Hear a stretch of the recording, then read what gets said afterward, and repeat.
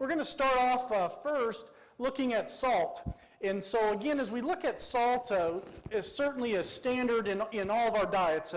Well, it's interesting when we get into teaching in our undergraduate classes, I always say, what are the few things in any diet, whether it's a horse diet, pig, cattle, your dog and cat, what are the ingredients you're always going to find? Obviously salt and balancing for sodium and chloride, limestone, the calcium, phosphorus, and so oftentimes we take for granted it's just in the diet. Do we need to go back and relook at levels? How do we balance added salt with the ingredients that are maybe already in the diet? As we get into alternatives, bakery certainly can be higher in sodium and chloride. Distillers is much higher than corn. So all these things, and how does that combination really need to be looked at, because it's easy to overlook some of these basic ingredients that we add on a daily basis to make sure that we're matching up to what we need. One thing that's interesting, and I'm going to focus the next few slides on the phase 2 diet. So after the starter pellet, that 15 pound to 22 type pound range, nutritionists handle the added salt level differently. Some nutritionists are going to go ahead and have in their specifications of that diet the minimum sodium and chloride level. Some nutritionists go ahead and lock in a certain amount of salt in that diet, and that may not change then depending what other ingredients get pulled in or out. It's very common in a lot of diets that we see and diets that we've done. As ingredients in these have changed from some more of our animal products more to plant protein products, as we change from whey to permeate to lactose, the sodium and chloride levels and all those change. And sometimes when we have a set amount of salt and don't change it based on these other ingredients, we could be okay or we could be too low.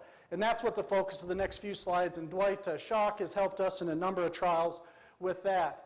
So in this first study, what we have is a phase 2, and again, the sodium level, if we had no salt in the diet, and this would be a diet that contains 10% dried whey, and Hamlet is the protein source, so no animal proteins. Fish meal is higher in sodium, so it's basically a plant protein-based diet.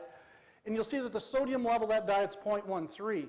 And as we titrate added salt into the diet, you'll see that the NRC requirement is 0.35%.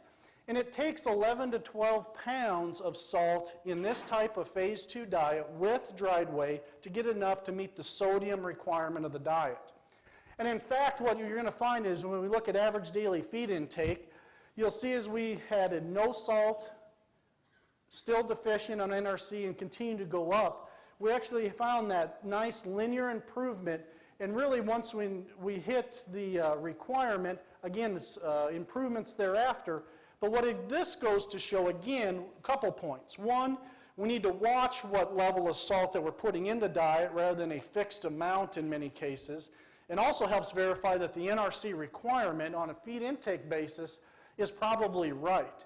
If we follow that into the average daily gain, feed intake drove the gain of these younger pigs in that phase 2 diet. Again, once we got to 12 pounds of added salt, no further improvement in average daily gain.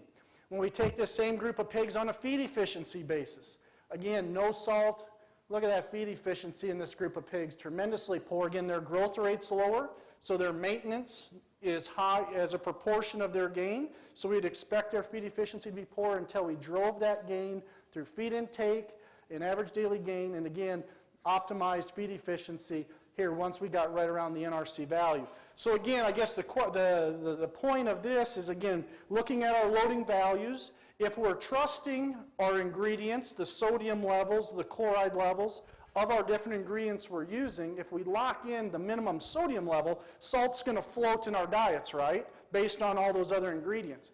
We need to make darn sure that our sodium and chloride levels are right in those cases when we're depending on that. And that's why some nutritionists just lock in an amount, because of that variation, they don't want to, how do we account? So again, as we look at these diets especially, becomes important. So the question then came is, the second study that Dwight was involved with is, does the lactose source impact as well as does the chloride or sodium source make a difference? Again, is it salt? Is there still something about salt? Or is it something about just meeting the chloride and the sodium level of those pigs? And what we'll find here is this diet here is our control diet. This is the same 12-pound added salt diet that was optimal in the study prior. We use that as our control. And you'll see that the sodium level is 0.37 and chloride's 0.75. Now the NRC requirement for chloride in this weight range of pigs is 0.45. So when we use this level of added salt, we're well over the chloride level. We then use crystalline lactose as the lactose source. And then again, we just added the 7 pounds of salt, 15.5 pounds of salt to get to the NRC requirement, or what would be comparable to our control when we look at the sodium levels. But it took 15.5 pounds of salt compared to 12, and that's because in crystalline lactose, the amount of sodium is less than what we have in dried whey. So it took more added to get to that same dietary level. So again, an example of different ingredients changes that level of sodium. But again, you'll see chloride's very similar then. And then we had a diet where we didn't add any salt. But to get to the sodium requirement, we used 23 pounds of sodium bicarb and 8 pounds of potassium chloride. So we utilized those two ingredients to meet our sodium and chloride levels. And again, these are right at NRC at 0.35 chloride, 0.35 sodium, 0.45 chloride. And the take home from here, again, if we compare this diet, back to the control, again, equal performance that we saw. So it didn't matter as we changed salt level to get there, or if we used other ingredients to meet the sodium and chloride level, we were fine. Again, back to a deficient or a lower level than NRC for sodium, we had the decrease in performance. So again, I've already talked about some of the take-homes, but we really need to evaluate in these younger pigs how we're meeting and making sure that we're meeting the sodium and chloride levels, and also this helped verify that the NRC values for this weight of pig is probably very accurate, okay? All right, going to switch into some other minerals in the next few slides. We're going to focus on some copper and zinc work that we've done over this past year. This first study involved Corey Carpenter, part of his PhD program, where we were looking at 2 different sources of added copper in nursery pigs. This was a combination of 2 trials that we merged together. So the replication in pig numbers is really good in this study. Again, an added copper, that's in our base premix, so that'd be 17 parts per million copper, so it's not a deficient copper diet. It still meets the needs of that pig at 17, and then added amounts of each of those 2 minerals. What we're going to see is that in between, we didn't have a difference between source, but we did have a significant linear effect. Again, as we fed more copper from 75 to 125 parts per million added, had a linear effect when we combined for that 15 to 48 pound pig. And again, using copper, these diets did not contain high levels of zinc, did not contain antibiotics. We allowed copper to express its potential effect. And again, very common that we use copper in part or all of the nursery phase here, been done for decades. Our point was to compare a couple different sources, and there's no difference between sources, but obviously the difference is as we increase the level. When we take this same and look on the feed efficiency basis, again, as we look at a copper as a tendency for linear, as we fed more copper, again, as we combine the 2 sources, we had an improvement in feed efficiency. Generally, when we feed copper, we get a spike in feed intake. We may or may not see an improvement in feed efficiency. Generally, it's a feed intake-driven response. That's kind of what we saw as well in this particular study. A study that we're going to report on in finishing. We've done a number of studies over the last several years with copper sources looking at finishing performance. Here's a study comparing to copper sulfate versus a combination of copper sulfate and Avela copper. And again, the basal level would be approximately 17 parts per million, and this is added on top of what's already in the trace mineral premix, so it's not a deficient or non-copper added completely diet, so that was in the premix. And in this particular study, again, there was no significant effects.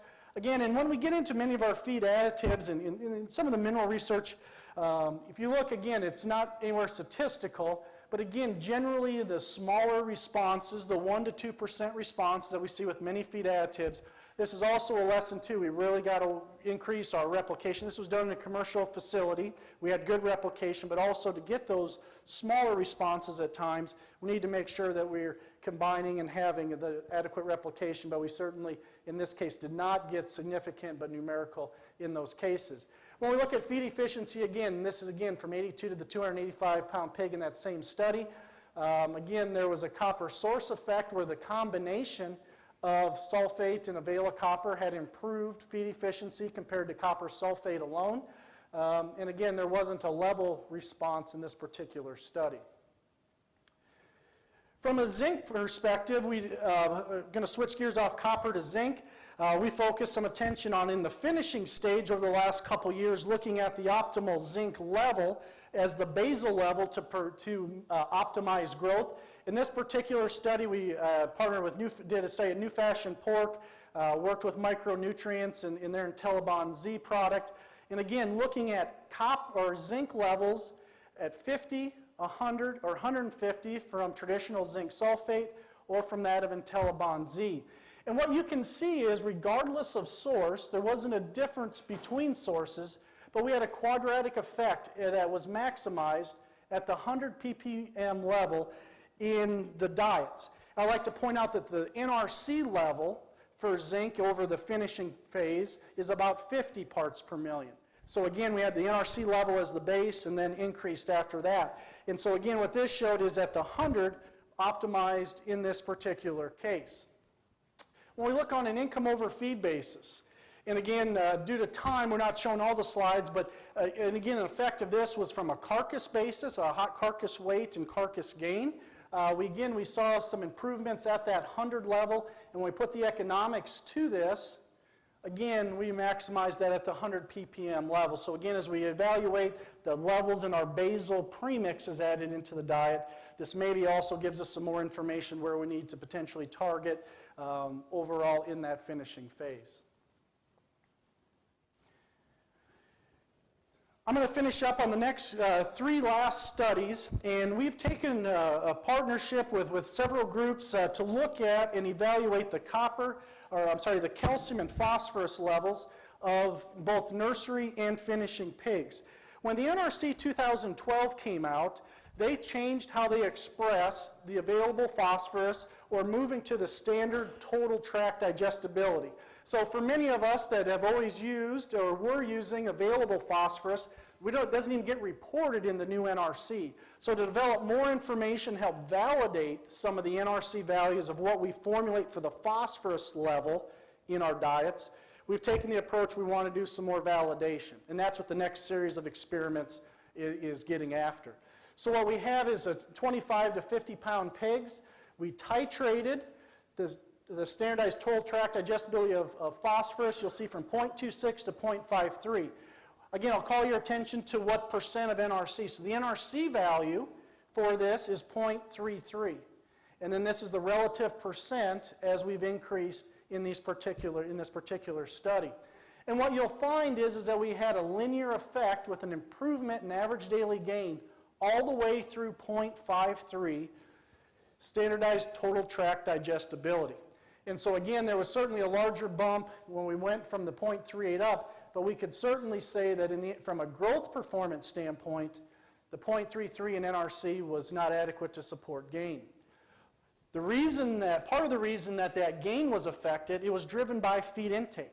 And what's really interesting, again, back to if we have diets that are deficient in certain minerals, amino acids, when Mike was presenting when diets were too low in amino acids, how feed intake drops off, the same thing's happening with phosphorus.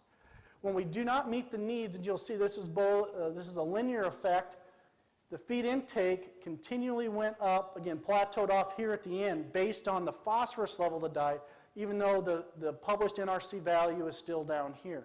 So again, something we need to be evaluating when we look at the phosphorus levels when we're formulating to the standard total tract digestibility of this particular age. And again, on a feed efficiency basis, we see a linear tendency for quadratic effect.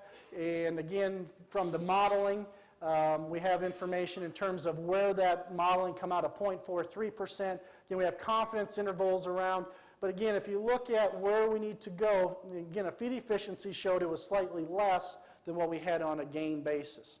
Again, so again, more work needs to continue to be done to validate, to make sure we have the adequate phosphorus in the diets for those pigs, using that as our formulated method versus available phosphorus and others that we've used in the past. Now, switching to finishing. We did a finishing study. Again, this was set up in different phases. And all we're reporting here is the percentage of the NRC, because we had a wide rate range during the finishing. So we have 80% up to 150% of the standard total tract digestible phosphorus. Again, what you'll see is it's a linear and quadratic effect where we continue to have improvements in gain over that published value of 100% of the NRC. From a feed intake standpoint, again, linear, a tendency for quadratic, but again, we continue to improve feed intake as we increase the amount of phosphorus, total tract digestibility in the diet. And this translated into a feed efficiency. Again, it was optimized. It's a quadratic effect, but optimized at the 115% value of the NRC, again, over those stages during the finishing period. Okay? The last study I'm going to discuss, it relates to the calcium and phosphorus, but we're really wanting to look at more of some of the ratios, how the available or standard total tract digestibility of phosphorus interacts with the calcium level of the diet. Because they both, as you all know, the nutritionists and those involved producers, it matters how much of each. We don't want to be deficient, but also matters if one's out of whack or not, if the pigs will actually not respond like they should on paper if they're not deficient. We partnered with DSM, John Bergstrom, the PIC group, and Kallenbach Feeds in a large study there in nursery pigs looking at different levels of calcium, phosphorus, the use of phytase or not. Again, there's a lot going on here. This information's not in swine data. It got finished after those publications were in. But the point we want to make is if we look at the calcium levels, again, we varied calcium levels from moderate to very high. We've changed the phosphorus levels. Again, these would be adequate phosphorus levels. And then we're going to report the ratios of total calcium to the standard total tract digestibility of phosphorus. I guess what I want to call your attention to is this red bar. This red bar shows that pigs were deficient in phosphorus, but much higher in calcium than they needed. And when that occurred, what happened to their feed average daily gain? It tanked, okay? Absolutely tanked. Plenty of calcium, slightly deficient phosphorus, those pigs did much worse. Also, if we look at these last two bars, okay? These utilize that formulated level on without phytase, but here's where we included phytase. We included 1,000 FTUs of the high phos product, and it gave us a release of 0.12. Actually, 500 units would have given us the 0.12, but we want to make sure that we were conservative a little bit, that we didn't go short the pigs to get to slightly over the NRC requirement for this group of pigs. And look, when we put phytase in those diets that were deficient and bring them to a point that they had enough, they were actually greater than when we didn't include phytase in the diet. In theory, these bars and these bars should have been identical when we matched up the available phosphorus. But if we go back to the slides we just talked about, again, we used a conservative estimate of the phytase release, and in all reality, the phytase release of that product for the amount we included was probably greater. And if you go back to the slides we just talked about how the NRC value appears to be too low, and we got the incremental increase, we probably actually released somewhere in the 0.47, maybe 0.48, and that may have given us that additional gain that we didn't expect when we tried to match it up when we didn't use phytase. So again, maybe some more supporting data. We need to make sure we're certainly adequate or where our phosphorus levels need to be. Similar for feed efficiency. It's, again, very poor feed efficiency when we're deficient in calcium or deficient in phosphorus, but plenty of calcium on that. Okay? Last slide, again, switch gears a little bit on the whole mycotoxin area. Getting a lot of questions from not only here in Kansas, but different parts of the country. Again, mycotoxins are always very geographically located in terms of which ones may or may not be bad. This is a report that comes out where positive samples have been taken. Again, in Kansas here, there's been some reports of some fumamicin, aflatoxin. We also have seen some places some low levels of vomitoxin as well. Again, out in our some of our eastern Corn Belt states, Ohio, Michigan, Indiana, lots of vomitoxin this year. We're going to do some work with some mycotoxin contaminated corn and cleaning of that corn and some other things in some upcoming research with our grain science partners. So again, make sure that you understand the quality of your corn. If you have concerns, what do we need to do in being involved with your nutritionists or feed mill production staff to mitigate those effects?